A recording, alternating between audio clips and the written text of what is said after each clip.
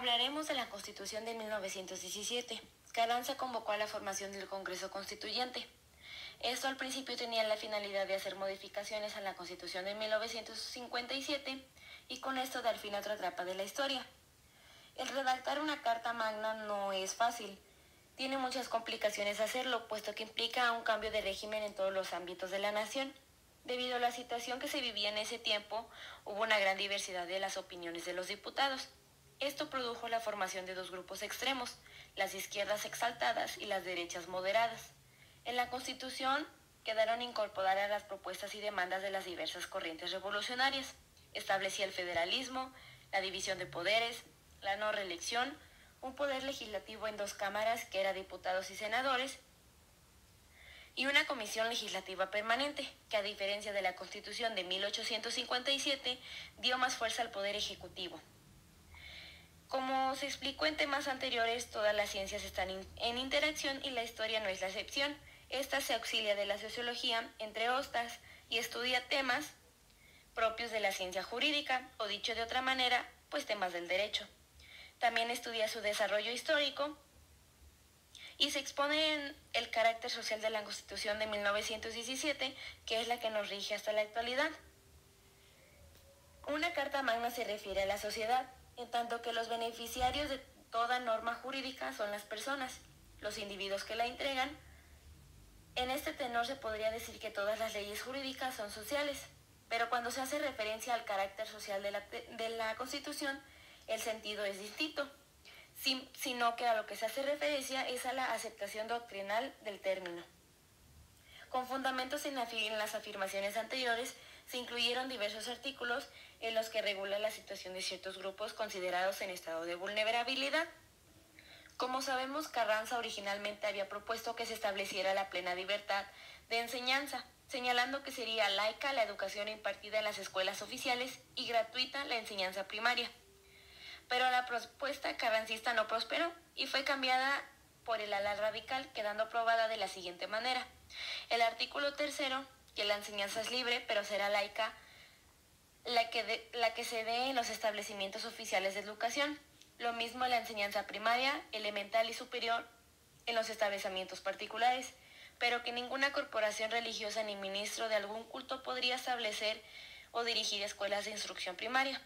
En cuanto al artículo 5, relacionado con el tema del trabajo, se creó un apartado nuevo para tratarlo, que es el artículo 123.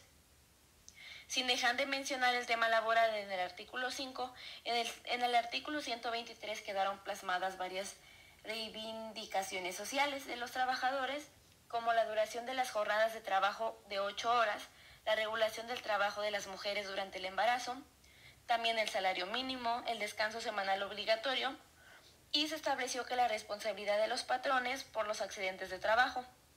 También se establece el derecho de huelga y paros laborales. En el artículo 27 es uno de los cambios más importantes, pues señalaba que la nación era la única propietaria de todas las tierras y aguas comprendidas dentro de los límites del territorio nacional y que era la única con el derecho de transmitir el dominio de los particulares, constituyendo así la propiedad privada. Las expropiaciones solamente podrían hacerse por causa de utilidad pública y mediante indemnización. En cuanto a la religión, en el artículo 130 marcaba no solo la separación entre la Iglesia y Estado, sino que otorgaba a éste la supremacía sobre aquella e implantaba una serie de restricciones a los ministros religiosos y al culto. En sí, estos artículos fueron el antecedente de lo que todavía en la actualidad nos rigen, los cuales han sufrido diversas modificaciones con el fin de adaptarlas a la situación actual, y las principales se han realizado con la incorporación de México al neoliberalismo. Ahora bien, América ya les explicó y les dio una introducción muy grande sobre lo que es la Constitución de 1917 y fue una información demasiado concisa y precisa, pero pues no está de más solamente exponerles un poco más de los esquemas que hicimos. Y bueno, en este esquema podemos ver que la revolución afectó profundamente a todos los asistentes a la convención y el documento claramente pues refleja las experiencias personales de cada uno de los involucrados. A finales de 1916, la posición de Carranza se había consolidado en casi todos los estados de México, a excepción de Chihuahua y Morelos. Había llegado la hora de legitimar la revolución. aprobar una nueva constitución y ser elegido presidente. Por lo tanto, en noviembre de 1916 invitó a la nueva clase política mexicana, la mayoría reformadores procedentes de la clase media, a una convención constitucional en Santiago de Querétaro, en México. Para esto, Carranza pensó que la nueva constitución sería como la pasada, la cual fue la de 1857, pero la mayoría de los delegados eran liberales del siglo XX. Por lo tanto, la Constitución de 1917, todavía vigente casi 100 años después, consta de 137 artículos. Eso es muy importante mencionarlo, aunque me parece que América ya lo había mencionado en su momento, pero bueno. Esos artículos definen lo que significa la ciudadanía, la organización de un gobierno, la reforma agraria y enumeran una serie de derechos humanos básicos para todos los mexicanos. Bueno, estos artículos están divididos en 10 títulos, en los que se abordan temas como la definición nacional de ciudadanía, esboza derechos asociados y especifica las libertades de los extranjeros residentes en el país. También establece la forma de gobierno, los servicios públicos y el bienestar social y designa a la Ciudad de México como la capital de la nación, con el Distrito Federal como una entidad aparte y autónoma de la jurisdicción estatal. La revolución afectó profundamente a todos estos, era lo que ya se había mencionado anteriormente. Y bueno, esta constitución contiene 3 artículos esenciales, los cuales son el tercero, el 27 y el 123. El tercero, bueno, ya lo mencionó Ame, el cual es sobre la educación gratuita, laica y obligatoria. El 27 declara lo de las tierras, que estas habían sido usurpadas a los campesinos durante el Porfiriato y estas pues tenían que ser devueltas. Y el artículo 123 estableció la jornada laboral de 8 horas, 6 días a la semana con un salario mínimo y una remuneración equitativa para todos por el mismo trabajo, o sea, sin hacer distinciones por género o cosas de ese tipo. Ahora bien, ahora llegó el momento de explicarles el siguiente esquema, que realmente todos hablan sobre la Constitución, pero bueno, unos se complementan.